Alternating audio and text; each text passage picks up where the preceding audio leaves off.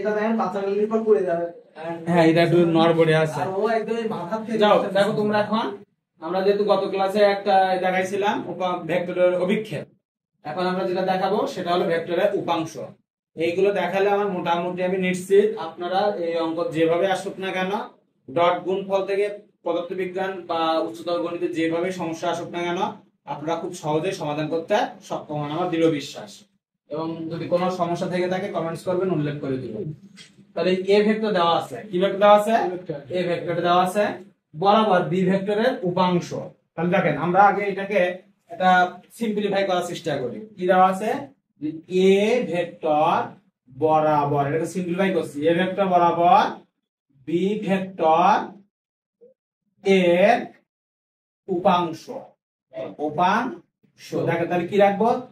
B ভেক্টরের উপাংশ, তাই বলেছে না? আগে আমরা বি cos মানে অভিক্ষেপটা লিখবো। কি লিখবো? অভিক্ষেপ। এবার কার বরাবর?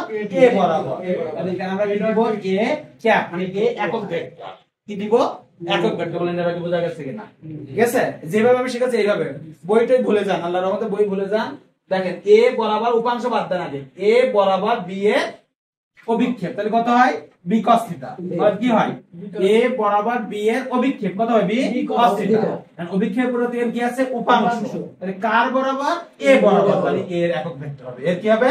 কারণ একটা ভেক্টরের উপাংশ হলো একটা বরাবর অন্য আরেকটা ভেক্টরের উপাংশ মানে হলো সে নিজেও একটা ভেক্টর। এই জন্য কিন্তু আমরা এখানে একক ভেক্টর দেই, কারণ একক ভেক্টরকে দ্বারা কি বুঝি আমরা? কোনো একটি ভেক্টরকে তার মান দ্বারা ভাগ করলে যা পাওয়া যায়, কোন একটা ভেক্টরকে তার মান দ্বারা ভাগ করলে যা পাওয়া যায় তাকে কি বলে? একক ভেক্টর। এই জন্য আমরা এইভাবে লিখি। এখন বলেন বি cos থিটা মানে কত? দ্রুত বলতে হবে। এ ডট সরি ছোট হাতে দেখেন, যেহেতু ছোট হাতে দেওয়া আছে ছোট হাতে দেই, ঠিক আছে? A vector dot B vector by then B cos theta বলেছে, তার মানে কত হবে? শুধু এ, আর ওখানে সাথে ওই যা আছে ওই ক্যাপটা, মানে ওই বরাবর যেটা বলবে। তার মানে এরা যদি আপনি কিছু নাও করেন এভাবে রেখে দিতে পারবেন, কিছু নাও করলে কি করতে পারবে? এভাবে রেখে দিতে পারবে। তা আমরা কিছু করব, তাহলে এখানে আমার লাগবে কত? A dot B. তাহলে আমরা লিখবো কি এখানে? কি লিখবো? এখানে এ ডট বি মানে কত বলো? 2 আর 5, 5 দুনো 10, প্লাস মাইনাসে মাইনাস, 3 একে 3, বলেন প্লাস মাইনাসে মাইনাস, 2 দুনো কত? 4। তো 10 আর 4 14 থেকে 3 বাদ দিলে 11, তাই কিনা? বলেন বোঝা গেছে কিনা? এবার এ মানে কত? এ মানে স্কয়ার রুট। বলেন এ মানে কত?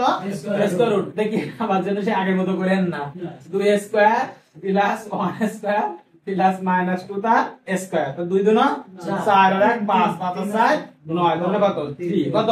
3। বুঝছেন তো একেবারে? রুট ওভার 9 মানে কত? 3। আর এখানে কত আছে? আরেকটা এ ক্যাপ। তাহলে এই যে এ ক্যাপ, এই ফরম্যাট গুলো ব্যবহার করবেন, তাহলে অঙ্ক দেখবেন ভুল হওয়ার সম্ভাবনা কম থাকে। আর সব যদি এখানে বসাই করতে যান কোনটা বাদ চলে যাওয়ার সম্ভাবনা বেশি থাকে। তাহলে এ ক্যাপ মানে কত? A vector by A. Modulus দিলাম না, আমি আপনাদের সুবিধার জন্য এখানে মডুলাস অফ এ দিলাম না। A vector by A. A vector মানে কত? দেখেন সবাই, 2 i cap plus J cap. অবশ্যই আপনার প্রশ্ন উত্তর পেয়ে যাবেন, দেখবেন 2 কে ক্যাপ। মানে বুঝা গেছে কিনা? বাই কত? এ বলতে কত? √3 একেবারে লিখে দেই। এই দেখো এখানে এ বের করে নিছে না? এ মানে কত? 3। মানে বুঝা গেছে কিনা? গেছে? এইটা আমরা কয় নম্বর দিছিলাম?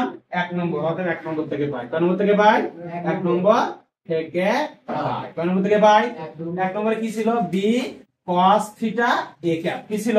B cos theta a cap. তাহলে এর পরিবর্তে আমরা B cos theta a cap মানে কত? বলেন বি cos থিটা মান কত পাইছি? a ডট b, তাই না? এটা সমান কি ছিল? a dot b by a আর a ক্যাপ। তাহলে a ডট b এর মান কত পাইছি? দেখে বলেন। a ডট b এর মান কত পাইছি? 11। এর মান কত পাইছি? 3। a ক্যাপ এর মান কত? 2 i cap plus j cap minus 2 a cap by কত? 3। তাহলে 3 3 9, তাহলে 11 বাই 9। সাথে কত থাকলো? 2 i cap plus j cap minus 2 k cap. তাহলে এটা ভেক্টর না নিজেই? তাহলে উপাংশ মানে কি? এটা ভেক্টর পাওয়া গেছে। বলেছিল না উপাংশ নিজে একটা কি? ভেক্টর। তাহলে এই ভেক্টরের সাথে কিছু গুণ আছে, মানে 11 দুনো 22 বাই 9 i ক্যাপ, ঠিক আছে? 11 বাই 9 j ক্যাপ, 11 দুনো মাইনাস 22 বাই 9 k ক্যাপ। তাহলে ভেক্টর হইছে না হয়নি? এটা হলো এই উপাংশ। বুঝা গেছে? খুব সহজ না? এইভাবে চেষ্টা করবেন, তাহলে দেখবেন মান কোনোদিন ভুল হবে না। সব যদি এই জায়গায় করতে যান অঙ্ক হয়তো ছোট হবে, কিন্তু গোলাই ফেলার সম্ভাবনা খুব বেশি আছে। যাক, আপনারা সবাই যুক্ত থাকবেন। পরবর্তী ক্লাসের জন্য অপেক্ষা করুন এবং যুক্ত থাকুন।